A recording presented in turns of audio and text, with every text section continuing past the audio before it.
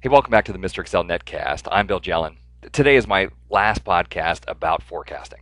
I promise, until I get email from the last 4 or 5 episodes. Today we have a series of sales that really make no sense at all. It just spikes up and down, and neither linear nor geometric forecasting is going to work here. There's something else causing this. So we go back and take a look at the data. Well, this is sales at an ice cream stand. It's an ice cream stand in a park, and we talk to the owner of the stand and says, what seems to be the factors? What happens on the days when you sell a lot of ice cream? She says, well, obviously, if it's hot, I do very, very well. And if it's raining, I do very, very poorly. So we took these sales data and we plotted it along with a couple other columns.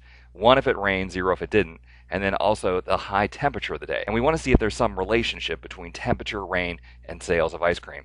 Now I'm going to use the line est function, but I'm going to use the larger version of line est that will give me all of the statistics. So we start out with equal line est.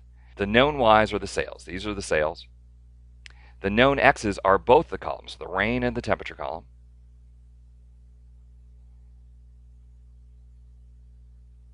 And I'm going to ask for stats. So I'm going to put true here as the 5th item. And because this is going to return several answers, it's actually going to return 5 rows, and it's going to return 3 columns. Now the reason it's 3 columns is because we have 2 different known x's. We have temperature and rain, plus it has to return 1 more column for the intercept. So you always choose 1 more column than you have columns of x data. Control-Shift-Enter is how we create this.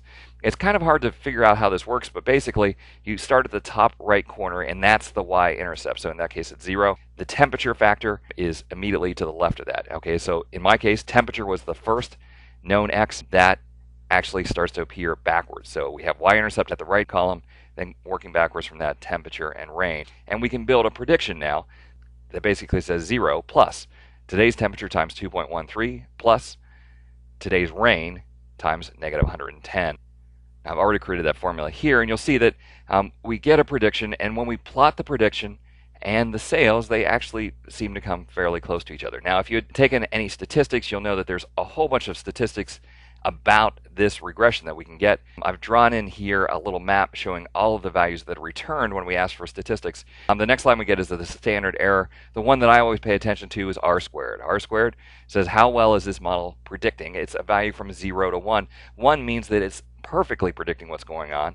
So a 0.88 means it's pretty good, but there's probably some other factors. Maybe weekends do better than weekdays or vice versa or something like that. Also a whole bunch of other statistics here in case you would need those: residual sum of squares, degrees of freedom, the F statistic, all get returned. The frustrating part is you have no clue exactly which order things get returned in. I always have to turn back to the book to figure out which each of these statistics mean.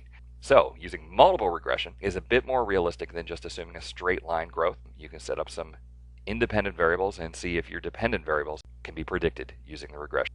Hey, thanks to Leon for sending in a question a week ago that got me started on this whole forecasting thing, and thanks to you for stopping by. Stop back tomorrow for another netcast, which I promise will have nothing to do with forecasting from Mr. Excel.